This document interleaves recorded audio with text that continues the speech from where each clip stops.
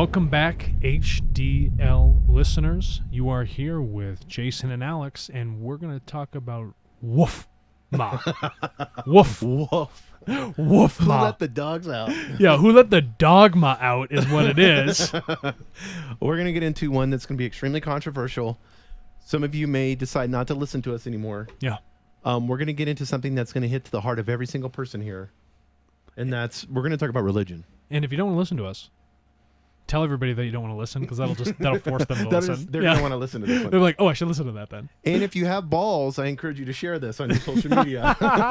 Let's see how. Let's get that share button working on Facebook, and see how many of your friends and family are gonna call you. Because if you're a religious dogmatist, if there's such a word, or a fundamentalist or whatever, and you're outside of their little, and we're going to get into the details of this, but you're outside of their little, what would you call it? Niche group. Yeah, niche group.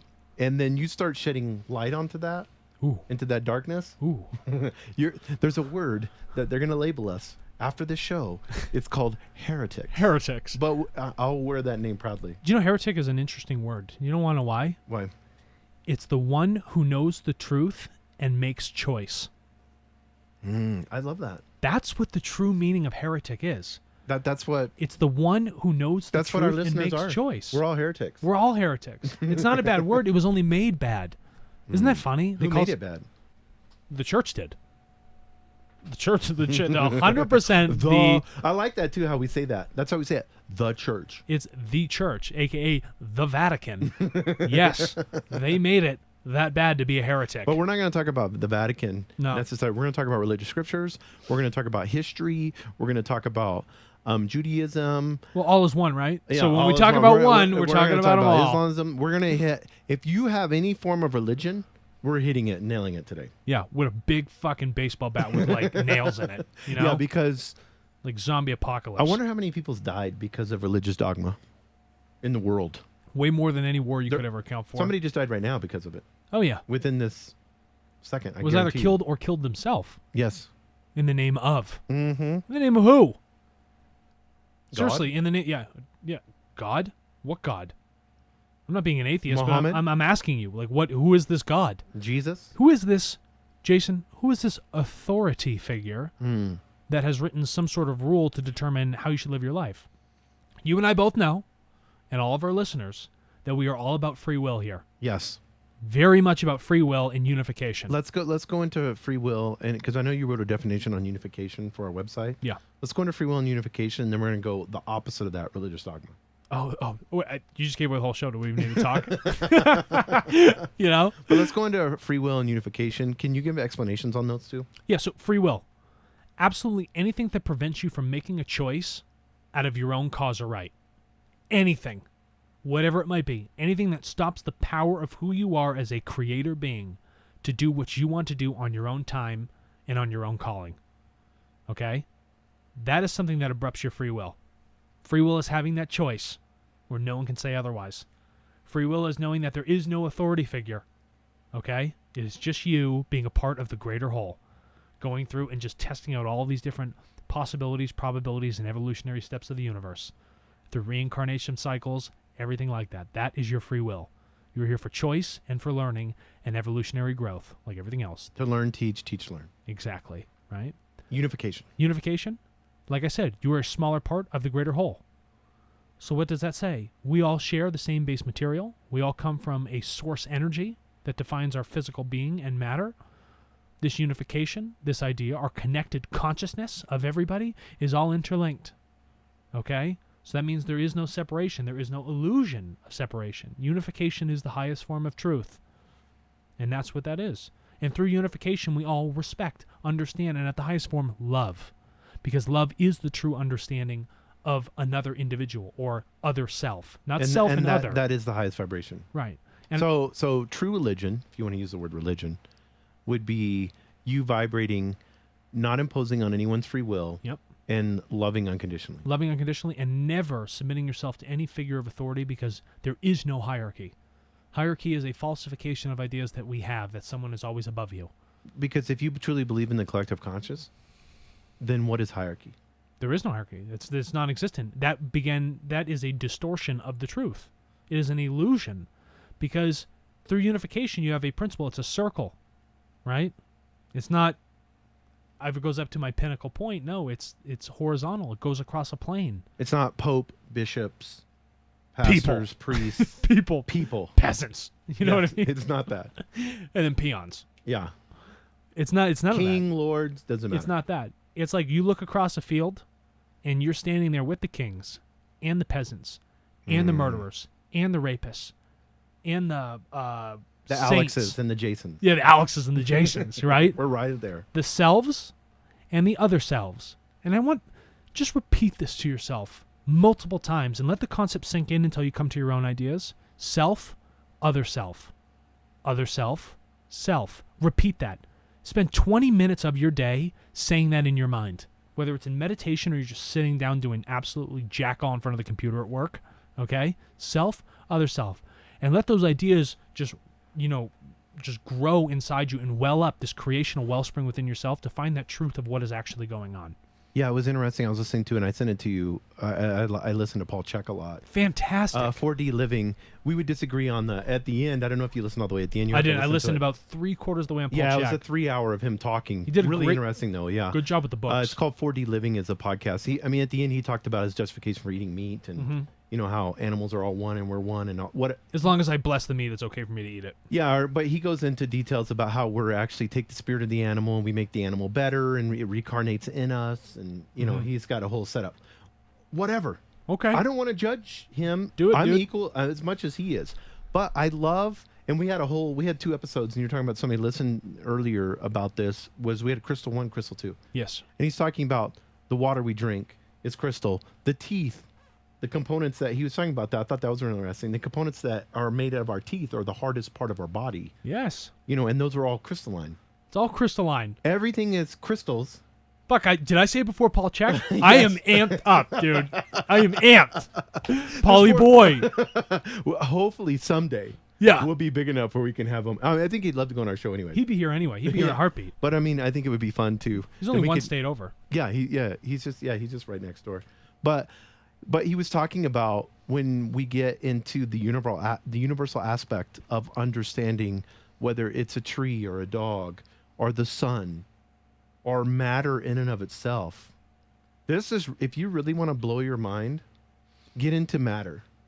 Just look at matter itself. In and of itself, what was he talking about? He was talking like one small ultra microscopic piece of matter can implode the whole world, That's exactly right. So in the vacuum of space, now we're getting into this. No, this is good. This goes right into religious dogma. Yeah, I'm glad you're talking about it. In the vacuum of space, it's 10 to the negative 53 in cubic centimeters of energy, I believe, something around that, right? It's an incredible amount of energy. So if you take a chunk of space, like a little salt cube, okay, it contains the same amount of energy of matter out of all the physical matter that is space itself. So I take all the planets, all the stars, all the things I can physically, tangibly feel.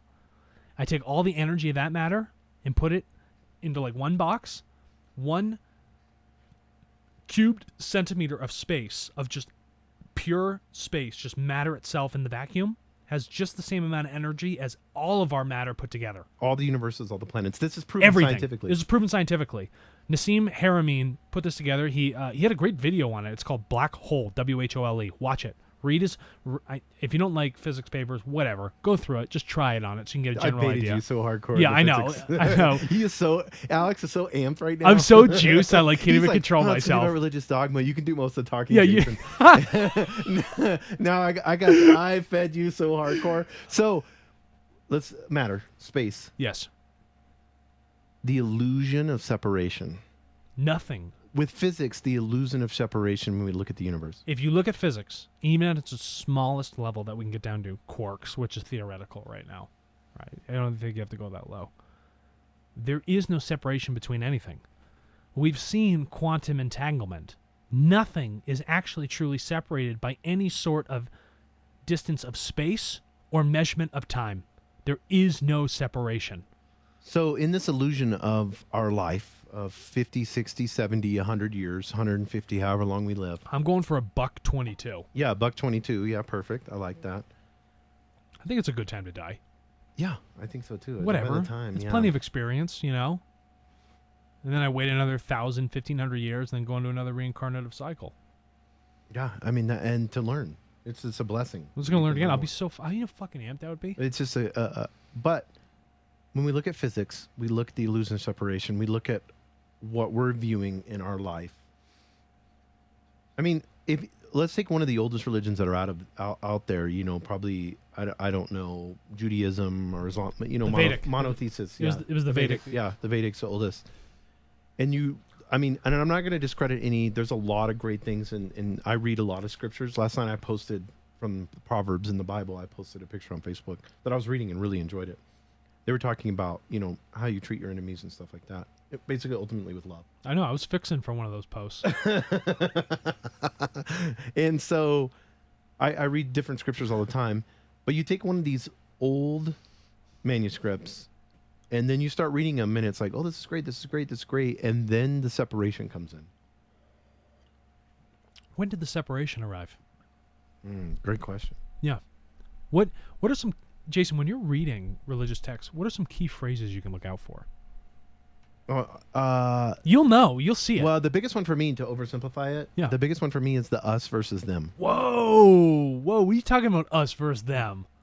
There's no such thing as us versus them. It's like when I started to look at the Bible, Yeah. you know, because I mean, my whole life was, and you can read my bio that I so elegantly put together. You did it. Oh, my. Alex Elegant. had to help me with this, my bio. Eloquent. Jason, ladies and gentlemen, Jason's prose is like, My disunderstanding of the English language.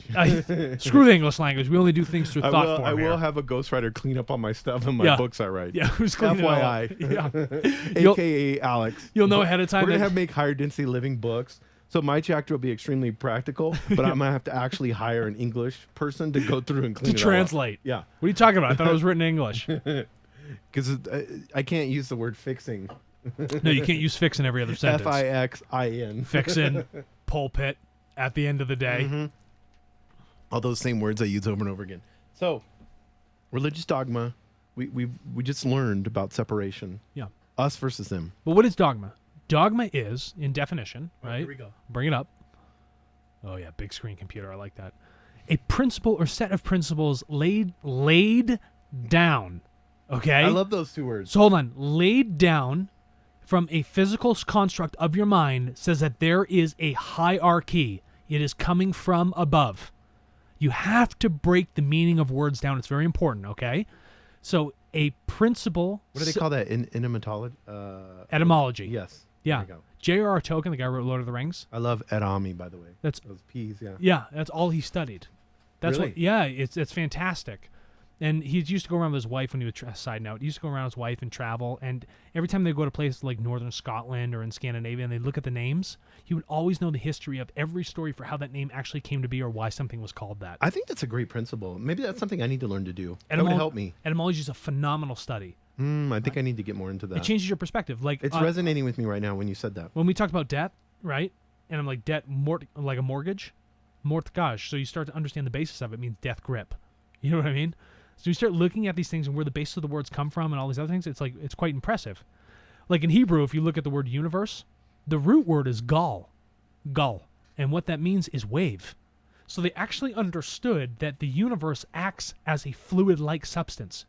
How in the Sam hell do a bunch of people in the desert, all right, figure out that the entire universe before telescopes and all this information can Right. understand that it acts in the form of a fluid-like substance of a wave? So, fluid-like substance of a wave.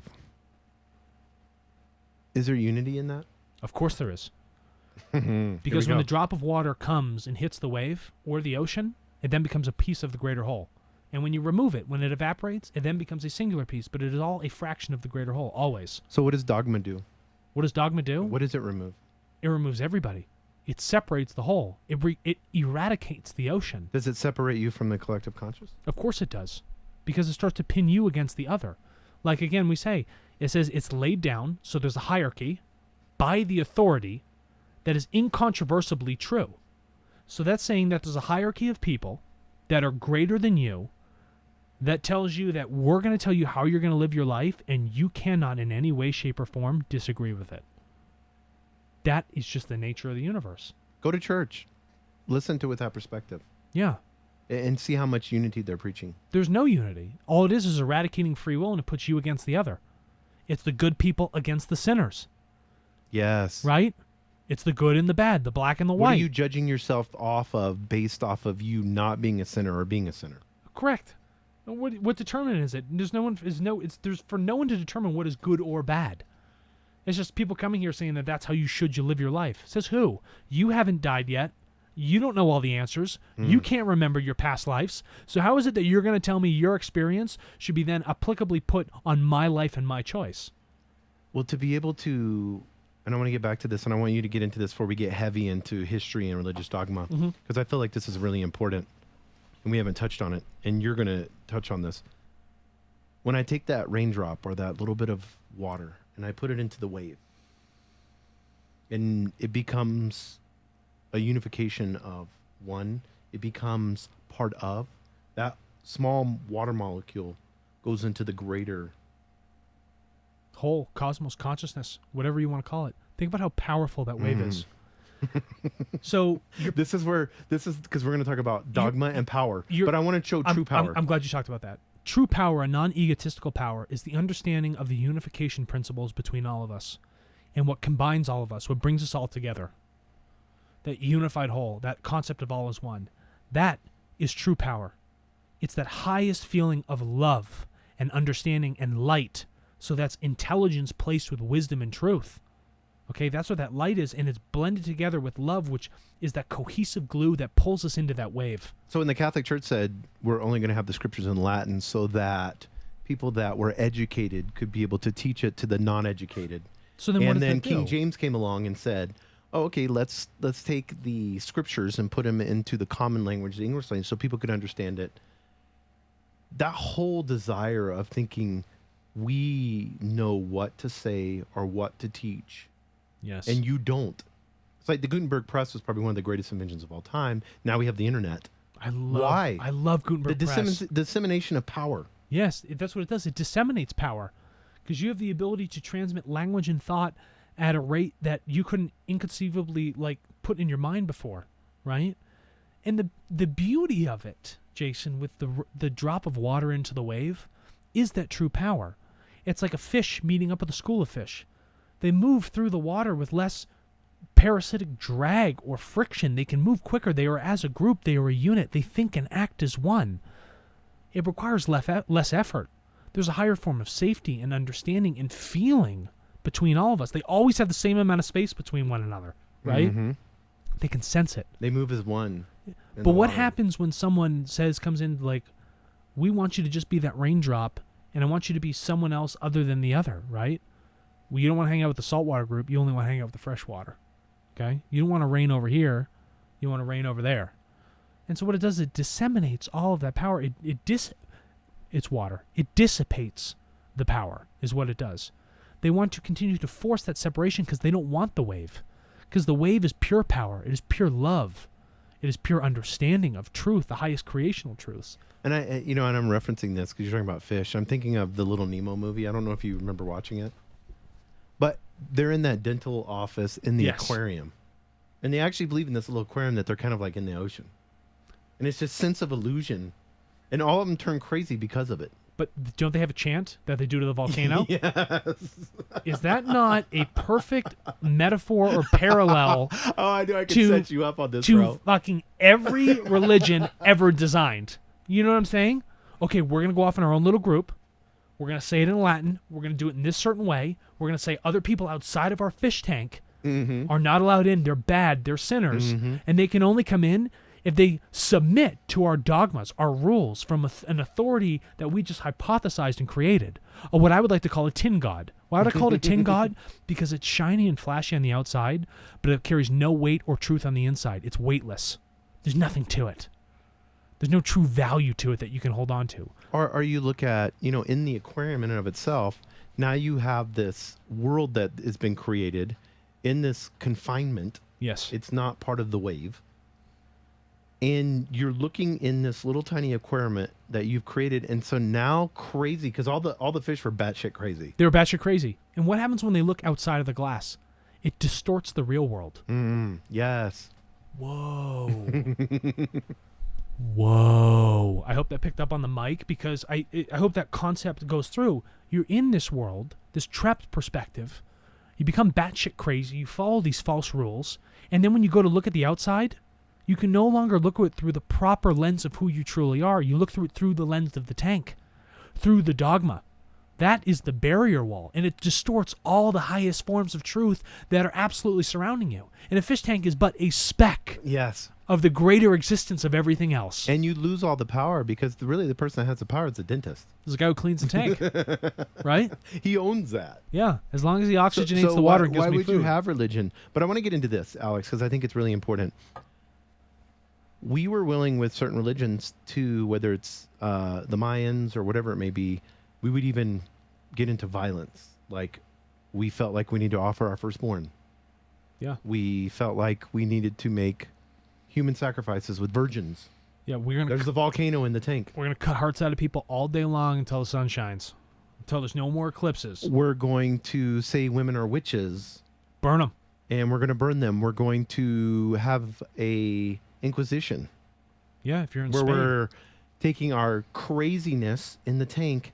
I mean, I was reading an article the other day about Inquisition, and they were literally like basically taking sadistic sexual acts on these women, these priests were, and saying that they were doing this for God. Like they would literally, for fun. I mean, it's horrific. You should read this stuff. For fun, they were like cutting women's nipples off Oh my with big God. shears. Or you get into Nazi Germany, where the Jews were less than. Yeah, and in their Nazi aquarium, with their craziness, I mean, they were, he was trying to study spiritualism and stuff like that in a wild way. But walk me through these steps, if you don't mind, of living in this aquarium. How the aquarium works, right? So again, it's you're on the outside of the aquarium.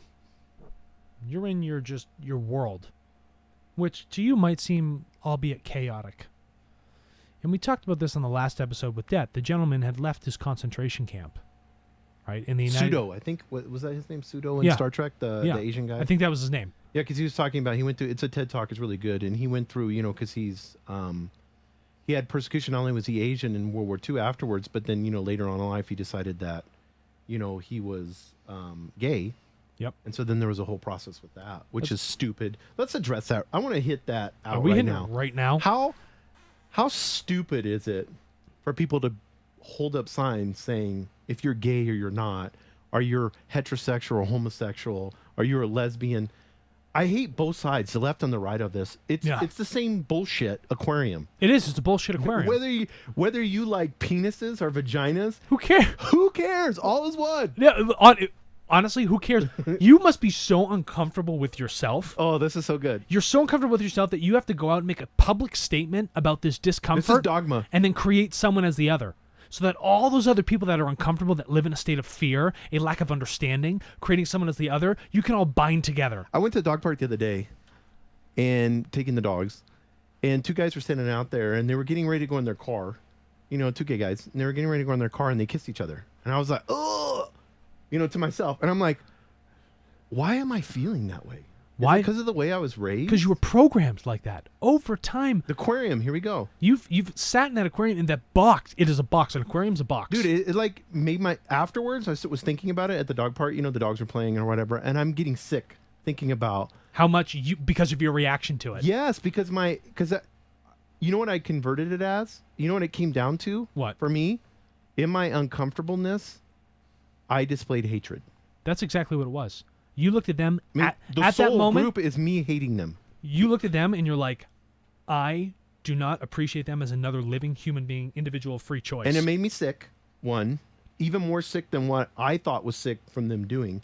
Then number two, I became extremely sorrowful, like almost to the point of tears, because I was just like, this is the problem through the years. This is where violence comes from. But people move into that violence, that fish tank. When people are constrained in an area like rats that want to escape, they'll do anything to dig their way out. They'll yes. kill. They'll kill each other to get out. And that's what happens. You move into this fish tank. You move into this world of perspective that becomes very difficult to get out of. Becomes comfortable. You understand all four walls. And anything outside of that becomes difficult to understand. You like the written rules, the comfort of it, the sense of control. But that sense of control means you're giving up so much free will about yourself and your choice and all these other things that actually make you a human being. And that actually makes you violent. It makes you hate. It makes you create the person as the other. It makes you look at them through a false lens. Your perspective of the world becomes so altered that even when you try and fight it, you don't have the self-awareness, and you don't want the self-awareness to realize that that was a mistake to look at it that way. Because whether it's, I was talking to an exterminator a while back speaking about rats, and they have these things where they have this poison, and these rats go into this little trap, and they think it's food, and they eat this poison. I'm gonna set you up for this. They eat this poison, and then they get trapped in there. So what they end up doing is, because they get hungry and the food makes them, thirst, and it takes days for them to die, so they begin to cannibalize each other. They actually will take a family member and eat that family member Okay. to try to survive. So then let me ask you. Say we have a whole bunch of different religions, and each of us is getting our own piece of food here, our wedge of toxic cheese. Okay? And we're pulled into our rat fish tank. We're amphibious. Okay? And we're hanging out in there, and then we realize we're starting to starve because we're actually truly lacking spiritually what we want for our own evolutionary growth. There's a bunch of people that are not allowed to express their free will. No, you can't express your free will. So what happens? So what do? You wait for someone to express a command for you because you don't have the power within your own will to make that choice. Then you start to submit to an authority. And now these groups eating their own toxic cheese are like, wow, we're running out of space. We're running out of time. So maybe we got to go find someone else to put this authority on top of so we can get more resource from them. So what does that do? You start to create a violence between groups. Because one person's drinking, one sort of toxic wine, and the other one's eating one toxic cheese. So they're saying, this is how the world works. Another person says, this is how the world works. And then they become to combat. Now it's a total group of him, her, this, and the other. And it's like, we got to fix this. We want more people to eat our toxic cheese. We want them to die slowly with us over time because we have this pain. And we want them to feel our pain. We want them to know that they're sinners too, like us. We want to pull them into our fucking fish tank. But think about this. I want everybody to think about this. We're pouring wine right now. Yeah, it's great wine, by the way. This is great wine. This is Decoy. Sonoma County, 2017. Duckhorn Portfolio. Yeah. That's what DecoyWines.com. That's what religion is. It's a fucking decoy from the truth. They tell you to focus on the fake duck. Oh, I love this. When you should go really look at the real one that is true nature, true creational energy. That fake duck pulls in all the other ducks to get shot. All the other ducks in, right? Don't follow the decoy. I used to love duck hunting, by the way. Really? Yes. I don't know why. Bird hunting? Dude, I shot. So oh, man. I didn't like, now I won't kill anything, of course, but I liked fishing a lot. Yeah. Which I'll still fish. I throw them back. I mean, you're still grabbing onto their lip. Yeah, you're still ripping out the side of their mouth with a hook. Yeah, it's still difficult. But hunting-wise, dude, I like elk and deer and bear and all that. Whatever. I'm not going to judge anyone on anything. But bird hunting, I love bird, like turkey hunting, quail hunting, pheasant hunting. Yeah, all of it. Yeah. But just that whole excitement. But all bird hunting is putting decoys out. Yes. We go elaborate. I mean, you can buy really expensive decoys at Cabela's or Bass Pro Shops, and you're putting out a 40 spread. But what are you doing when you're putting decoys out? What are you telling the birds that are in the sky that are working hard? You're telling struggling. They're struggling, but they actually have a life of free will. You're telling them to come down to a false reality and to live around with that reality only so that someone could just lay a slug shell right through their neck. Bird shot, yeah. Yeah, bird shot, which is just smaller shot. We're not shooting deer here. Mm-hmm. And then from that, what have they gained? Nothing. They thought they would find comfort by going into that fish tank. Here's this nice smooth pond. Yeah. With all these beautiful ducks down there. Let me be a part of this group. Yeah, make it look safe. What's that group? But we got a bunch of dudes with shotguns hanging out here waiting to just blast our heads off, We got a bunch of popes sitting down there. But again, what it does, it creates that violence. Mm-hmm. It pulls people in. It tells them, this is your shining future. This is your salvation. People don't forget. You were saved the moment you were born. You were given every tool you always ever needed. And all these people told you had to follow some path or some idea or some religion so that you could find this truth, when really the truth was always internally within inside of you. Why would you think that you cannot save yourself? Because someone told you couldn't. They said you had to go look to the external. You have to do it like this. You have to go find a doctor. You have to go read this book, do these things. Wrong. You need to listen to everything your gut has always told you and never ignore it, because it will never steer you wrong. I got to look something up. Hold on. We're going to get into religious dogma, but I'm going to tee you up right here, Alex. God, this whole episode has been that. I'm using a fucking 9-iron today. I'm on it. Can you see me typing? Yeah, you look good on the camera. It's the jersey. I got a Seattle. Can people see that? Oh, Stockholm Syndrome. Fantastic. So what happens, Jason? So if you look at Stockholm Syndrome, right, which is the idea that you have a captor, and this captor brings you in and you're with them for such a long piece of time, you begin to assimilate with those people. They become your family. You look at them like they're the true people who actually care about you at that point, and you can't leave that world. You got kidnapped in the beginning. You're kidnapped in the beginning. They stripped you of all your free will. But then this illusion, this world, starts to evolve around it, and this dynamic is now that, wait a minute, they give me my free will. They're taking care of me. Maslow's hierarchy of needs. They give me what I need. I don't have anything to worry about. I'm safe here. When in truth, they've stripped you of everything that truly makes you you. It's like when you read a religious chapter to someone from the Bible, right? Or a Vedic script, or anything from like Judaism, or I don't care what it is. Yeah, the Hebrew text, or you look at even like and I want to get into this, even like the Book of Mormon. Even the Book of Mormon, right? They pull you in because they say the world you're living in is wrong. It's scary. You should live in fear of that world. Come with us and we'll bring you into safety and we'll keep you there. And we don't want you to question it. And over time, your ideas begin to mold. So that when you see two gay men kissing out of pure love, it gives you that disgust because you've been living in that mold that they programmed you to. That's the dogma. That's that dogma. And that dogma leads to that Stockholm Syndrome. You're not in my aquarium. You're not in my aquarium. You're sitting outside of it. I don't like you as a fish, right? I can't associate with you, even though we're all passing the same water through our gills. Are we not? We are. And so where does that leave us? It leaves us at violence. And you've seen over time, religious violence has played itself into so many different things, from crusades to beheadings in the Middle East to whatever it might be, or to sacrificing people in the name of some Mayan sun god. But I mean, let's get into, because religious violence, and it's a violent behavior that humans are imposing on a lesser than human. But who, like we said before, there has to be a dogma to say that there is a lesser than human. And I want people to get right now, well, I'm a Christian. I don't believe in violence. Oh, you can go back. Well, if you look at everything you are believing in here. Well, I'm Catholic. I don't believe in violence. I don't know. I'm Islam. Whoa. I'm a Jew. We've been persecuted. Yeah?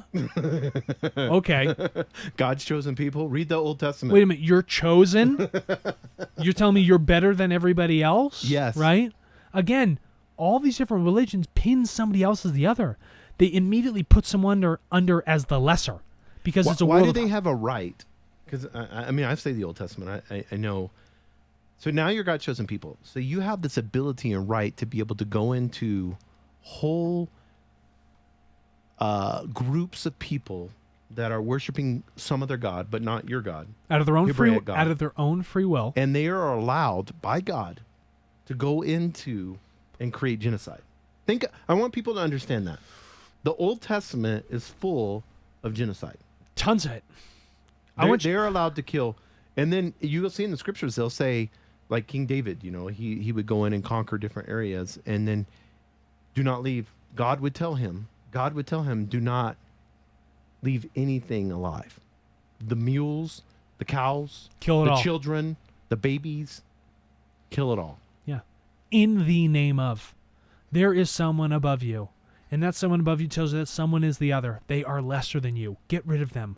They do you no good. They do no service to your religion or your ideas of how the universe works. Says who? Who's the damn authority on that? Actually, let me change that. Who's the goddamn authority on that? Right? Who is the person that decides? And why is it that you're sitting around saying that someone is telling you this is what it is because it was in a book? Do you have no stature or spine to think for yourself at that point, that you need to make an excuse for ending someone else's life? You're going to take the choice and free will for that person to live and say, no, I'm going to end it. How many slave owners that owned these big mansions down south and had slave owners, how many of them went to church? They went to church every Sunday. Every Sunday. And they did everything they did in the name of God because it was the right thing to do, and we are better than these people. And you go to Alabama and you look at those pictures and you see them releasing canine dogs. On these People human. that are sitting there, like Martin Luther King Jr. would say, let's pray. We're going to kneel down, we're going to pray. And then they would just release dogs or spray water on them. I mean, you can see those pictures. And that's just one example. I mean, we can go to Sri Lanka right now and see. We can go to Scotland. You were in Scotland. I was just in Scotland. We can go to Scotland, and guess what? The Christians and the Protestants and the Catholics have been fighting how long? Way too long. How much violence has been perpetrated there in Scotland over So that? you know how many bodies there are just laid there? For what? Because one fish tank thought it had a better idea than the other? Because you couldn't just leave people alone to worship whatever the hell they wanted? You had to say that what you were doing was better? Says who? You don't fucking know. To what? To what definition? To what sense of measurement? Measurement is fake anyway. I want people. You're in the throne right now. You're in the Game of Thrones. Oh, what are you, season big 2? on Game of Thrones. Season 3 right now. Oh, you've been plowing through some episodes. Yeah, it's Alex. great. So you're in season 3. So I want people to look at, if you've watched, most everybody's watched Game of Thrones. Mm-hmm. I want them to take the different kingdoms and then perpetrate it out and make each kingdom a religion. Is it not? You have the dire wolves, the lions, the stags. What was the last one? I don't remember. But I mean, whether you have Cersei or whether you have... But what do they do? And they're all fighting over what? They're all fighting over the Siren Throne, this idea that they own claimship to this place of Westeros. They say that my way of ruling is better, my people are better, my ideas are better, people are lesser than me, they should be subservient to me, and I'm the one true king or queen, if you're Khaleesi in that instance. Yes, yeah. Right? If I'm getting this right, I'm really into it, so it gets me juiced up. Oh, you've only just begun. But the point being, it's funny, and then we're watching this, and we're like, wow, Game of Thrones is like fucking awesome. It's like so cool. Like I really align with the show. I want to watch it emotionally. Why do you not see that parallel for history and all the violence and all the religions and everything we do to one another all the time? This show should be a wake-up call. Yes. A absolute wake-up call for the abuse we've caused one another. Senseless abuse. Mm-hmm. In the name of some sort of senseless created false tin god that someone brought up with that says, this is the fish tank, you live underneath it. Yeah, here's a fish tank, and here's some papers for you to study. Yeah. And we have 66 books or whatever it may be. And here you go. We got special numbers, special pages, special passages, special procurements. We have special ways Articles of faith. Articles of faith. Statements of belief. Yeah, statements of belief. The IRS says I have to do this. The IRS wants me to have dogma. They want to have. That's funny. They want to have separation. Church discipline. Church discipline. What the hell is that? Oh, okay. So, if I want to have a church in the United States, under the Articles of Incorporation, under the IRS says that Which is a private corporation, by the way. private corporation. So, this private corporation is saying I have to have rules where I can punish someone for doing some sort of wrong to my religious house. They want to know. The IRS wants to know. Punish. The IRS wants to know how you're going to punish. Punitive. Yeah. They want to know how you're going to control, abuse, and beat and create this person or the other that stepped out of line with how you determine the world should be run. Are you freaking kidding me? It just goes it goes right in line with what they're doing, mentally abusing people. They're mentally abusing people. It may not be physical anymore. They don't need to because they understood that physical abuse does not stand to mental abuse. You know, like when I was an extremely religious person in my dogma, Yeah. you have to get baptized. Or you're not part of the church. You have to tithe. Give 10%. I can't get confirmed. And if I'm not confirmed, I can't get married. And if I don't get married, I'm not doing my will that I'm supposed to. If you're Catholic, get your priest and ask him this question. What happens to people that are not part of the church? And they have this is great. an ecclesiology that is hardcore. Ask them. If you are not a part of the Catholic Church, if you have not been This is juicy. baptized into the church, what is going to happen to you? Where are you going to find yourself? Purgatory. Burning in hell forever. Never absolved of any of your sins. Okay, Alex, you weren't in part. I mean, you're part of the church because you were baptized when you were younger, but I'm not. Not I've through never been my baptized not through my own Catholic. choice. You know, I'm a Northwestern European heathen. So I was pissing myself. So now you know me and you really like me, so you get to go to the priest, and I'm in purgatory because I'm dead. How are you going to get me out of purgatory? Oh, I know how to do it. What does the church say you got to do? You can get me out of purgatory. Because you want to know how? Because every time the coffer rings, a soul in purgatory sings. That means I got to pay money into the church. Oh, here we go. I got to donate. I got to feed a system of fear and abuse, right? Of disunification, creating the other, because I can save your soul. And I can do that by giving power to the people that say that everybody else is not going to be saved or absolve their sins because they're not in our aquarium. So I'm going to nail Christian churches right now. Weird. I was driving on the freeway last night. Use a condom. Use a condom, I did Jason, because they're filthy. Oh, Actually, wrap that shit twice because the Vatican is just dirty as all hell. I'm talking about Christian churches, like Protestant churches here in the United States, non-denominational churches where everybody goes. 90% of Americans are going to like these cool churches now. Mm-hmm. One of the cool churches here in our town in Albuquerque has I wanted to take a picture, but it was like I'd been up since 3 o'clock in the morning, and then I got back at 1 o'clock in the morning. So, and I go on I-25, and I want you to see this. There's a black and white sign coming, on to where we're at in Alameda. Oh, I love from I-25. Dude, Did you see that love sign this on sign. the left side? It's like black and white. Yeah. And it said something about we're not religious. It's a denomination. That's what they are. They have a headquarters in California. It's the largest church here in Albuquerque. They pretend like they're not a church. Yeah. But they have a hierarchy. They have a seminary. They're have theology. Huge. I mean, I know. They're huge. Tens of thousands of people.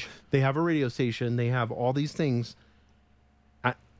I think I'm going to do it. I'm going to stop and take a picture of that. I want to tag them, and I want to say this. The money that you ask for multiple times every Sunday as you have these 5 services and all this money that you get into, who is it helping? How are you serving? Who are you loving? What is going on with all this money? What unifying principles are How coming much of are the this money? pastors making? I know. I was in this whole Dogma. It's what it is, Dogma. It's to build the aquarium to go from a 10-gallon tank to a 100-gallon tank. Dude, that is unreal. God, of a I metaphor. love fucking Little Nemo. That Little is Nemo is he's this our episode. boy. Thank you, Walt Disney. Man, that is fantastic. That's all it's for. Yeah. It makes bigger lights, better buildings. Is it showy? More. Oh, it's huge. But it It's carries gotta no be truth, showy. right? It is like I said, a tin god, shiny on the outside, but carries no weight, No weight. and nothing of creational truth on the inside. And that's what we're looking at. I love those signs. Like, it says. Do you remember first what of it all, says? they're black and white. There's another one on I-25 going north, Right. and it said, "When you die, you'll know the truth." And it's black and white. Black and white. So that Is means that not fear-based or what? hold on. I'm not done with the sign, though. It's this or the other, okay? You can only act this way or this way, and there's a very fine line which makes you a human being. Be a part of us. Yeah, or don't Or be. you're going to hell. And at the bottom of the entire billboard are flames burning. I'm like, are you kidding me? I'm like, it's just so wild, right? But that idea people have become so comfortable with over time. Dude, heaven and hell is a big thing. I would say probably at least 50% of our, maybe not our listeners, but at least 50. I just did a us versus them right there. Why would you our do that? listeners are Yeah, so see, much but then you better. caught yourself, right? Yeah. But when we look at how many people believe in a heaven and a hell, A vast majority. what is that? It is Concept. fear. That is a concept of fear. That is for them I don't want to do that, but it is for a specified group or aquarium to tell you that there is no reincarnation. Life stops. So you can either live in perpetual bliss, right? That they're going to pitch you day in and day out. That's their sales model. That is their marketing. They've been doing it for the longest period of time from the Vatican. Or you can burn forever in a state of unknowing. You can always be uncomfortable. So I'm in Ramadi, and I'm fighting a war, and I'm in the United States, whether I'm in the Navy SEAL program or whether I'm, Marine Recon, whatever it may be, Green Beret, Ranger, or maybe I'm infantry. And I'm sitting there and I'm fighting these 13, 14, 15-year-old boys. Oh, my God. Why are they picking up an AK-47 and shooting it at me? Because they're scared. What are they fearful of?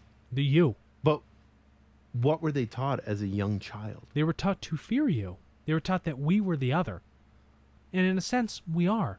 Because we're going into a place and we're trying to stop their own free will, their way of life. Whether it be right or wrong, This is so important right now. Whether it be right or wrong what they're doing, we're coming in and we're infringing upon these people and telling them what they should do.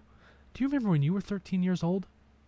Do you know how malleable or pliable or just like so many people could tell you something and you'd be like, oh, that's what I want to do. Your influence, the level of influence was so simple. That's what Hitler said. He had to get to the youth. You have to go to the youth because they're so easy at that point to manipulate. Mm-hmm. You're not respecting their free will at that point. You just understand them as a tool. And when you're coming in and you're invading these people, and Jason, you're shooting at these kids, what do you expect? They're gonna fucking shoot back. Our kamikazes, when they would take Midway's a popular movie out right now. Yeah. They would just take that plane, that Zero, and just dive right into that carrier. Why? It was honorable. Why was it honorable? It was honorable because it's to our emperor. Because the emperor is a god king to us. That was their idea. Yes. You couldn't see the guy. You couldn't step on his palace. You couldn't eat his black rice. But you're going to drive your plane into a U.S. Navy ship for another country because they're the other? Are you kidding? When you start looking at it like that, the world becomes insane. It looks a little twisted. Yes. Where'd the free will go? Why am I giving up my life to someone else who never even was going to give me anything in return? They never respected me or my choice. And they said if I didn't join them, they were going to kill me anyway.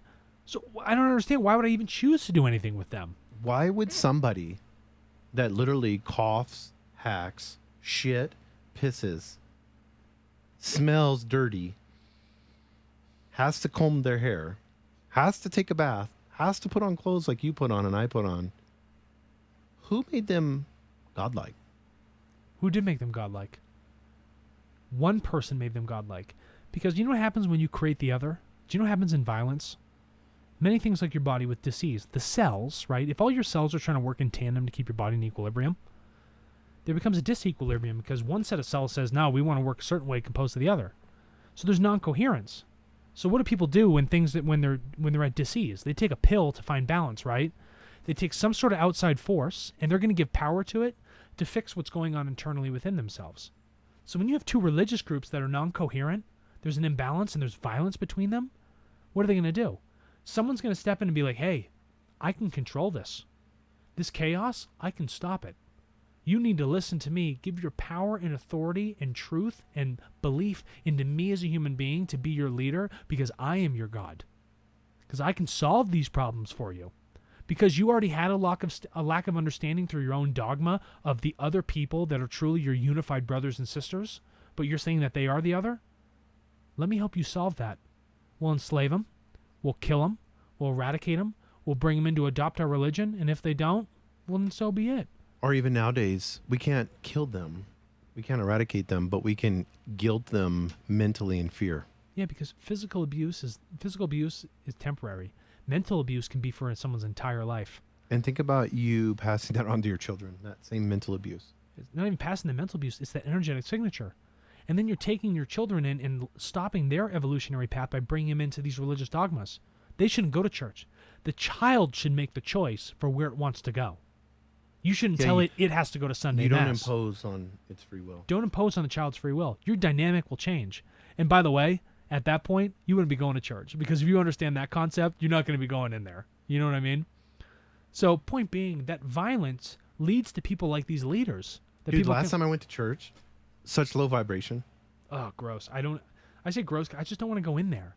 I respect them for what they're doing. I realize people are on a path. They're trying to follow something. They're trying to understand Moralistically and all that. Yeah, they're society, trying to find some sort of grasp in their life because they haven't looked internally, so they look external because that's what it is. It's an external But it almost look. grosses me out because the dog park scenario. Yeah. Any major religion in the United States is imposed to that. So, and that religious dogma came up inside of me. That would be the only reason that I would look at that happy couple and look at them in disgust. And when I really delved the self-awareness inside of me, it was disgust and hatred. And that only comes from religious dogma. For me. That's personally, when I began to become self-aware of it. That's where it came from. That's where it came from. And I'm sitting there like almost in tears looking at the dogs, and the dogs are just playing. They're just being dogs. them. Did the dogs feel sick when they witnessed these guys? Yes, no, not one bit. I'm being really honest. I hope I don't get like nailed on that. No, but no. No pun intended. Yeah, no pun intended. You know what? I'll take care of the feet. They can take care of your hands. I'll get you a thorny ass crown. Oh my God. Take a clue from the dogs. We talked about our episode on dogs. The dogs accept the world for what it is. They're not bad or good people. They're just beings being. And I hope that makes sense. Like in the self and other self, resonate with these other words for 20 minutes. Being. Just say it over and over. They're beings being. That's all they're doing. And so, I mean, we have to, I mean, this was a hot episode. We're at 50 minutes. Yeah, we're crushing it. So, Alex, we're caught up in religious dogma. Yeah.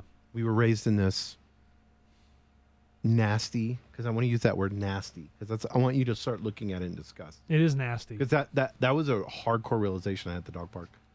I mean, I've had a lot of those, but it's a nasty, perverted, disgusting system that creates the rain droplet away from. It puts you in that crazy aquarium. How would someone break free from it? The very first thing you need to do is recognize your free will.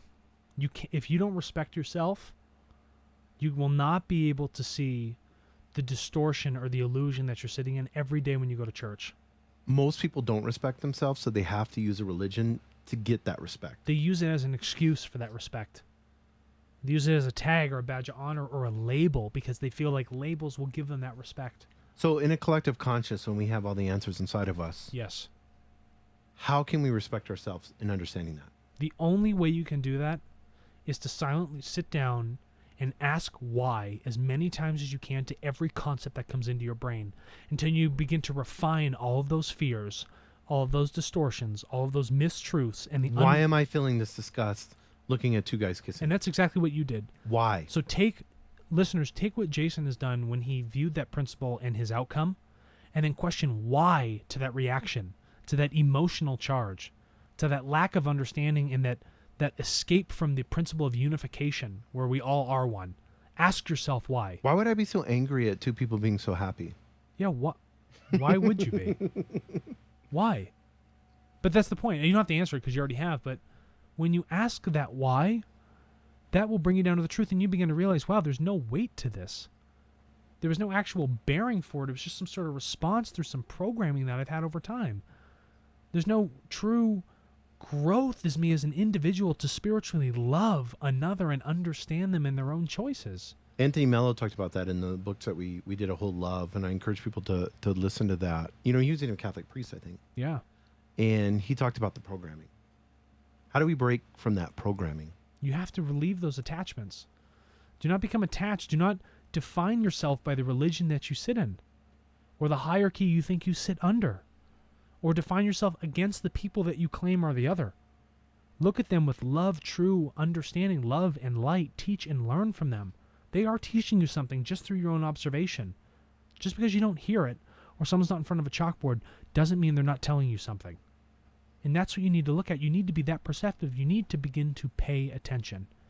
So if you want to break from that mold, if you want to escape from that tank, to be present. Yeah, be present in that moment. Pay attention to the walls of that tank and understand its structure. Because once you understand how it's built, then you can pull it apart piece by piece. It's a fake glass wall. It's all but it is a glass wall. So, quick question before we go. Alex, I want to get back to wave. And what did you call the Jewish, they talk about the Jewish mystics, they talk about it being Gal. G-A-L. We break free from religion. As a society, we become this ability to be able to learn, teach, learn. What is religion becomes archaic. We've learned from our past. Yes. What does that society look like? It's a society that lacks entropy. The chaos disappears. Through that unification, we find understanding. Violence becomes a thing that we look at when people put up statues. Like, that was a piece of our past that we shouldn't forget. We should always remember what happened. But we never have to enact that again because we know better. We know the higher forms of truth. We know how to look deep within ourselves to understand who we are so that we can better understand everyone else that surrounds us. It is not a world where it's you can call it a utopia if you want. There's still disagreement. But in that disagreement, we find understanding. We don't resort to the physical. We resort to a state of finding some sort of middle ground. Instead of it being black and white, we find that gray area. And we both come together in that gray area to find that golden middle. I gave you a episode to watch on Joe Rogan. Yes. And he was talking about, like, the cops don't care. You had a bag of mushrooms or whatever. And you don't do psychedelics. I don't either. No. But we want to make that clear because we're going to be talking about this, whatever, in that. But somebody has a bag of mushrooms, some organic substance that grows in soil, and we're going to be punitive in our judicial system.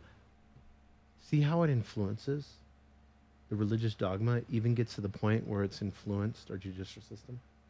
You better believe it has. What do you have to do? They make you swear on a Bible. Jason, I'm not swearing to shit. Mm-mm. You'll never see my hand on a Bible, nothing. I'm not We're swearing. not going to be president. I will not swear to any God. I will probably never be president. But what I will tell you is that no one is of a higher authority than you are of yourself. But that's what it goes down to, even to the punitive charges like that. But I want people to see this theory, especially in America, this theory of what we have and what we've developed through this false sense of religion. Just understand how these tentacles have just wrapped themselves around so many different things. Like an octopus just grabbing something. Very brilliant creatures, by the way. But they just... I'm reading a book on octopuses. They wrap themselves around. They got these suction cups so they don't let go. Mm-hmm. You know? And that's what they've done. And it's in all these different aspects of society. And until you begin to see the illusion of what they've created, whether it be through debt on the last week's episode that we did, or you're talking about dogma, it's all one and the same. It's a system of fear. Until you learn to rise above that fear and understand who you truly are, no one can take that power of the wave away from you. Become a part of that wave. I love that. That's perfect. Well, thanks, Alex. I appreciate it. Want to thank our sponsors, Tartle.co. And Rigby Digital. Yes, Rigby Digital. You know what I almost said? I almost said Religious Digital. That would make a ton of money. I can help churches bring into the 21st century of social media. Yeah, I'll make you guys super churches on the internet. Why build a big church? Why don't you just put it on the internet? Yeah, I never understood that. How many people could you actually talk to on social media compared to have in a building? I don't care about How much cheaper would it be? Why would I feel You could talk to thousands of people on the internet, tens of thousands. I want to put 2,000 We just people in a gave church. some church some huge idea. Well, We you need want to to stop. something? Good for them for listening to this. In all seriousness, thank you. You know? Yeah, thank you. Perfect. Well, thanks, Alex. Appreciate it. Great episode. I hope it's helped a lot of people. If you disagree with us, we'd love to get your DMs.